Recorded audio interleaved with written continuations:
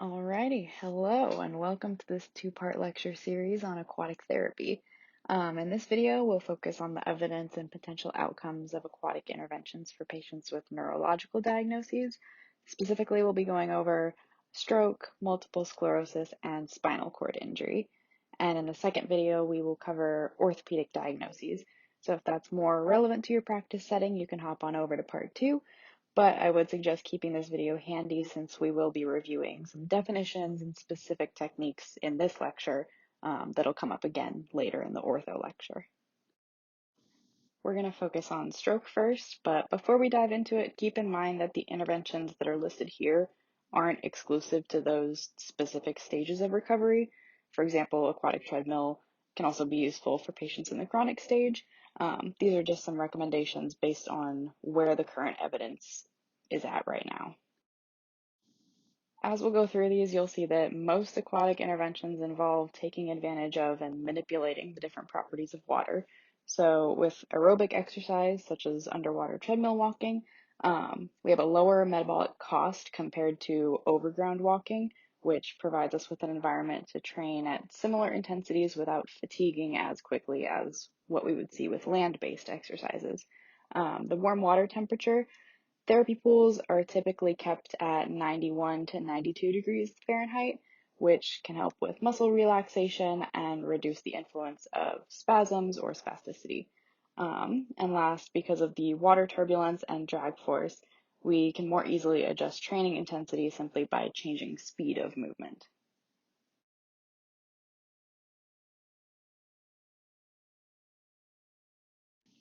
A few studies looked into aquatic treadmill walking for patients with hemiparesis in the subacute phase of recovery.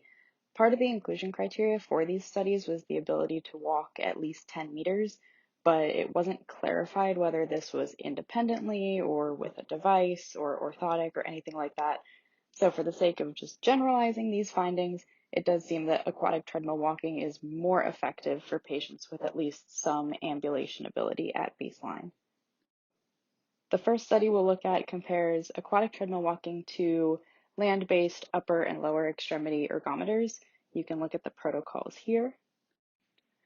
And based on these results, we can see that the aquatic treadmill program was more effective for knee strength of the paretic side and peak VO2. So if we think back to the properties of water, this makes sense, right? The water resistance provides that added strengthening component to the exercise, and the lower energy expenditure allows longer and more intense training bouts, so we see greater changes in aerobic capacity. The second study looked at how aquatic treadmill training can influence factors related to balance and gait. There was no land-based comparison group in this study. It was just a pre to post aquatic treadmill training program. So we can see that the Berg balance and activity-specific balance confidence scores were significantly improved after 3 weeks of this program. And then with this graph, we can see that the outcomes of gait speed and gait kinematics were also positively influenced by this intervention. Although the measures of symmetry at the bottom were not significantly affected, we can see that, especially with temporal symmetry, the post-test scores are moving closer to 1 being perfect paretic to non-paretic side symmetry. So since this study was only 3 weeks, it is possible that we could see more significant improvements in gait symmetry as we train for longer periods of time. So these outcomes are pretty similar to what we might expect to see with body weight supported treadmill training. So why choose aquatic treadmill over body weight supported? Aquatic was found to require less hands-on assistance. Verbal cues were enough to maintain proper posture throughout the intervention. And again, the properties of water that we discussed earlier offer those unique benefits that you can't really get from body weight supported treadmill training. However, since there was no direct comparison between aquatic treadmill and body weight supported treadmill training in these two studies that we just looked at, we don't really know if one is better than the other. Additional limitation that aquatic treadmill training is not the most feasible since we need a specific treadmill to be able to carry that out. So interesting to see if future research focuses on maybe deep water running compared to body weight supported treadmill training.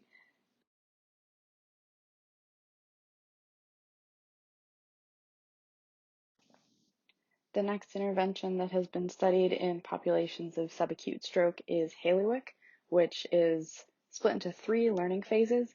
This is also a method used to teach younger children how to swim.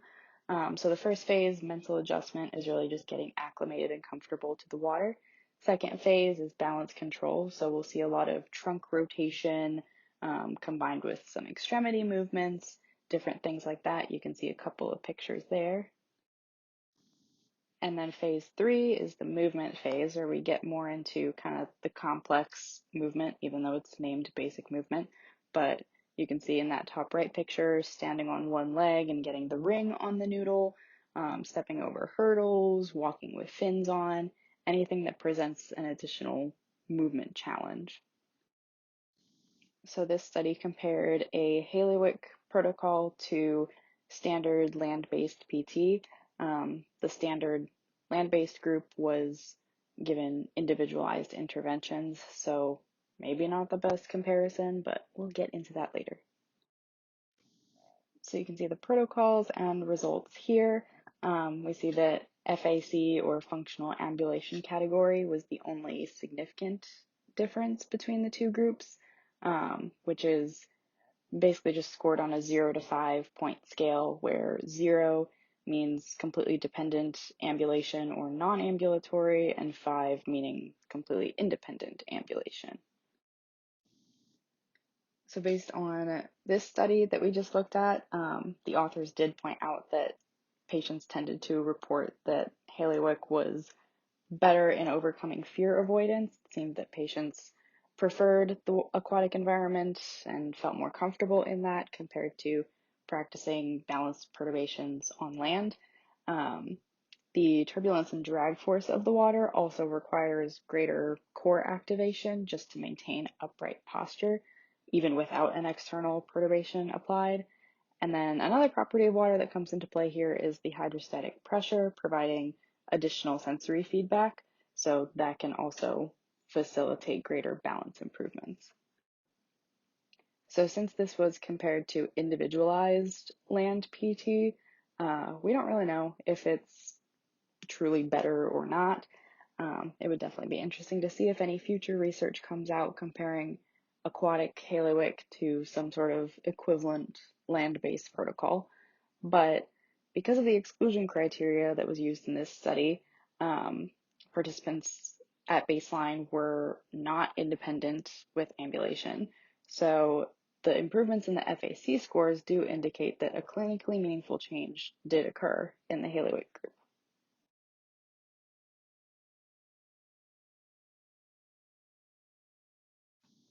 All right, so now we're getting more into chronic stroke. So this study looked at PNF in the water, which might also be called Badraga's ring method in some studies, which is just a technique that applies PNF concepts plus the properties of water. So here we can see when we're comparing aquatic versus land PNF protocols, the aquatic group showed significantly greater improvements in Berg balance score, tug, functional reach, and functional independence measure. So why do we see such significant differences between aquatic versus land-based PNF? You guessed it, the properties of water, yet again. So on land, really the only forces that need to be overcome are gravity and the resistance that is applied by the therapist, whereas in the water, we have those two forces, plus buoyancy, plus viscosity, plus turbulence. So when we're making movements in the water, creating wakes, then that generates even more turbulence. The drag force is altered, changing directions, water resistance changes. There's just a lot of different factors going on that affects how the patient is going to maintain equilibrium. So despite the significant differences that we saw in this study, they did have a very small sample size, and they didn't have any long-term follow-ups to see if these improvements are sustained after the program is complete. But on the positive side, very similar protocols were used between the two groups. Plus, previous evidence suggests that aquatic PNF is pretty effective for other patient populations like OA or RA.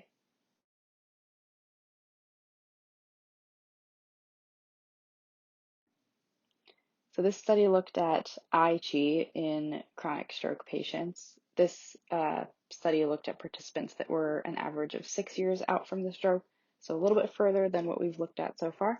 And we'll go into a little bit more about what exactly Ai-Chi is in the next few slides. So just like the name suggests, Ai-Chi is just the aquatic version of Tai Chi. So we have very slow, broad movements. As we progress through the tour, as it's called, we start adding in extremities, trunk, and then eventually towards the end, it is total body combined trunk and extremity involvement. So this study had 3 groups, Ai-Chi, land, and then a combined group.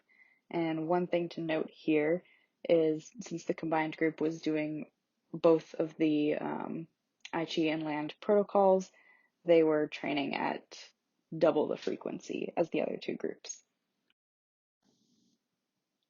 So as can be expected, since the combined group was training at a greater frequency, the Tenetti 30-second sit-to-stand and single leg stance were all most improved in that combined group. However, pain was most reduced in the Ai-Chi only group, interestingly. So despite the smaller sample size in this study, the overall quality of the evidence is pretty solid. We're comparing 3 different groups. We're comparing different combinations of different protocols. So this does offer some pretty good guidance of how Ai-Chi could be incorporated into a plan of care, especially in a setting where maybe you're not doing 100% aquatic therapy with a patient. You're doing like 2 days a week aquatic, 1 day land, something like that.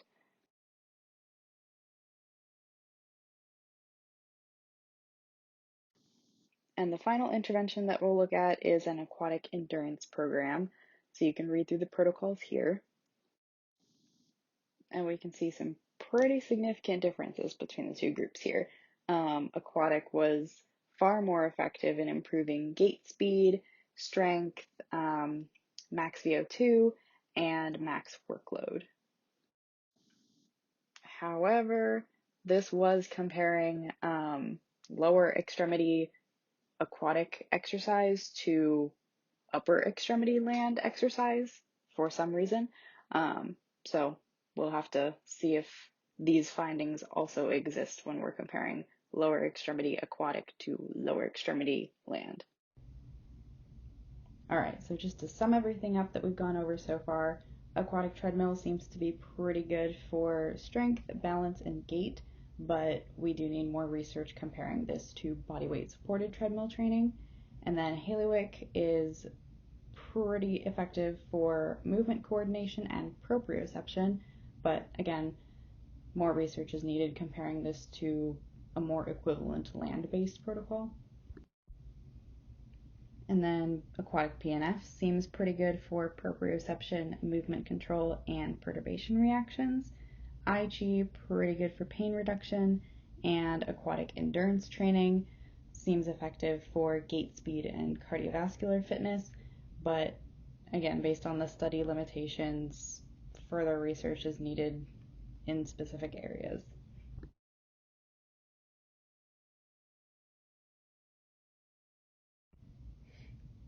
Alrighty, so moving on to MS, but before we really get into it, definitely make note that therapy pools are usually kept at a higher temperature than what is tolerable for patients with MS.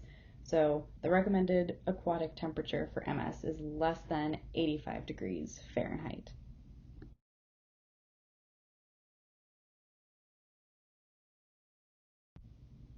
So the first intervention option that we'll look at is aquatic bicycling. These 2 studies compared an aquatic bike or aquabike to land cycloergometers, finding that the most significant improvement was seen in BDNF, or brain-derived neurotrophic factor, which is an anti-inflammatory marker, and we'll explain more about why that's significant on the next slide. Potentially also effective for quality of life based on SF36 scores, and fatigue based on the modified fatigue impact scale, as you can see on the graph here. So why are the changes in BDNF that we observed in this study really important? Why does that matter? Well, we can expect to see acute changes in BDNF immediately after exercising in warm water. That is expected to increase circulating BDNF concentration.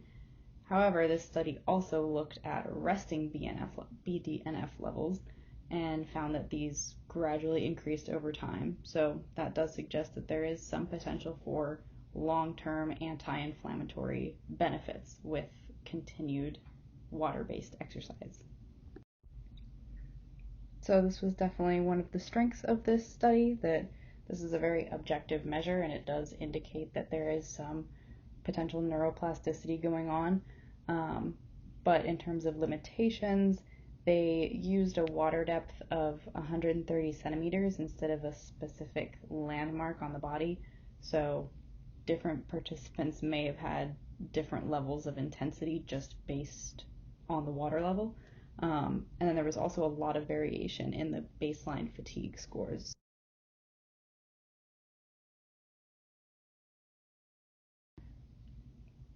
So I Chi can also be pretty beneficial for patients with MS. We can see from the graph that there were pretty, maybe not significant, but pretty good strength improvements after 8 weeks of an I Chi program. All right, so this study looked at I Chi compared to land-based range of motion exercises, which may or may not be a good comparison. As we saw when we looked at stroke, I Chi is very like slow, broad movements that are kind of similar to some range of motion exercises that you might carry out on land. So maybe this is a valid comparison.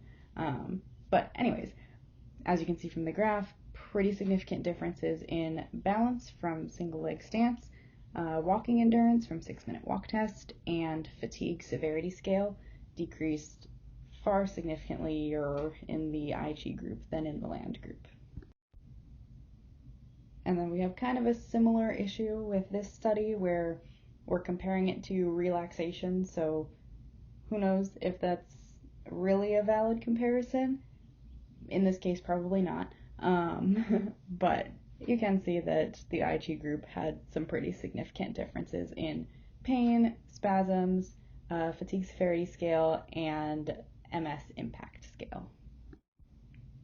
And then from that same study that was comparing it to relaxation, we can see that over time, the changes observed in the I Chi group were pretty significant for pain, spasm, fatigue, and the Roland Morris Disability Questionnaire is the RMDQ.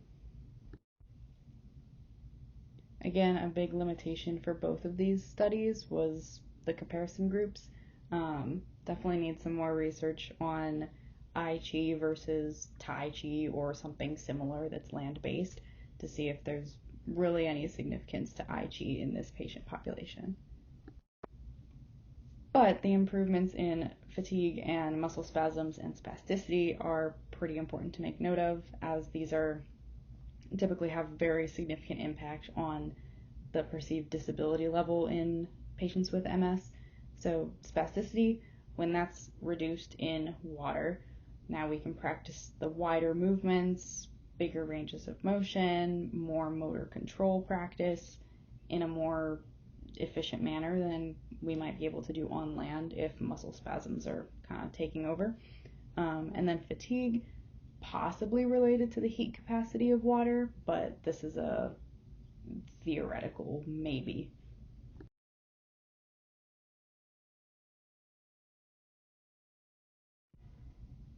This study looked at Halliwick versus plyometrics, both in the aquatic environment. The reason for this comparison is because Halliwick is defined by very slow, controlled trunk movements versus plyometrics is usually a stable trunk with very rapid, quick extremity movements. And from this study, both the limits of stability and the 9-hole peg test were more improved in the Halliwick group than in the plyometrics group. So why the 9-hole peg test? Not sure why this was included initially, but hand dexterity is an important factor. for MS, and it was hypothesized in this study that the improvements in the 9-hole peg test were actually due to improved trunk control and patients having better sitting posture while actually completing the test, rather than an actual improvement in hand dexterity itself. So that's a little bit of a questionable outcome, but it does kind of point more towards trunk control being positively impacted by aquatic Halliwick. And then this study looked at aerobic exercise in a circuit type format. The circuit included joint mobility, functional mobility, balance, and gait training activities, and the control group was then just told to continue with their normal routine. And from these graphs, we can see that the aquatic group improved on every outcome that was assessed, while the control group deteriorated on every outcome, which is kind of expected when the control group is not given any intervention. But this does kind of highlight the fact that aquatic therapy can definitely be a preventative measure in the progression of the disease if there was no intervention. So to sum all of this up, aquatic aerobic exercise for patients with MS is pretty effective in reducing fatigue. This can also be a really good bridge to land option for patients that initially don't have the activity tolerance to get to whatever their target aerobic intensity is on land.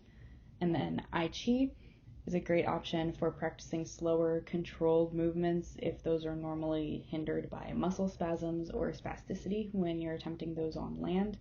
And then Halliwick seems to be effective in improving postural stability and trunk control in patients that have a higher falls risk at baseline.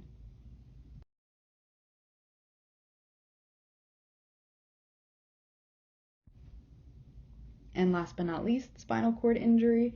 In this section, we're going to be focusing more on the potential outcomes, just kind of in general with spinal cord injury, since it's kind of hard to pick out specific protocols because of how variable the impairments can look from patient to patient. Different levels of completeness, levels of injury can look totally different from patient A to patient B. So first we'll look at underwater treadmill training. This may be effective for gait speed, stride length, and lumbopelvic hip complex control, but again, since there is such great variability between different patients in their exact impairments, a lot of studies are case reports or don't really specify if the changes that they measured actually transfer to land. So take that with a grain of salt, but these gait kinematic improvements are suggested to be due to buoyancy and energy expenditure changes in the water, which we've already discussed previously. So one randomized control trial did find that underwater treadmill training was effective in improving lower extremity strength, Berg balance score, 10-meter walk test gait speed, and 6-minute walk test. But as you can see from the participants, level of the lesion could be C2 to L2. That's a pretty wide range of baseline characteristics, so we don't really know how significant the improvements are or if they might be more significant for different levels of injury. But on the bright side, this study did report outcomes for each individual participant. It was a smaller sample size, but they at least reported the changes for every single patient. And then they kind of compared them between more impaired or less impaired, and they found that the improvements were pretty equal across the board, regardless of baseline impairment levels. So this does suggest that underwater treadmill training could be effective for just spinal cord injury in general. Another study found that treadmill training reduced submaximal exercise heart rate by around 15 beats per minute, which is thought to reflect a shift towards more parasympathetic tone rather than sympathetic, leading towards vasodilation, improved venous return, and improved skeletal muscle metabolism. But we do need more evidence on how this might compare to the cardiovascular fitness improvements that we might see from body weight supported treadmill training. Pulmonary function definitely seems to be more significantly benefited from an aquatic upper extremity training program than a land-based program. And this is thought to be related to the fact that hydrostatic pressure assists vital capacity but resists inspiratory capacity.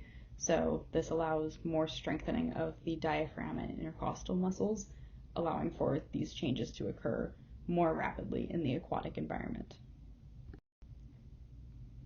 So although we do see some improvement with aquatic exercise programs in spinal cord injury, there's really not much evidence comparing aquatic interventions to equivalent land-based protocols, especially also having large sample sizes with more specific participant baseline characteristics.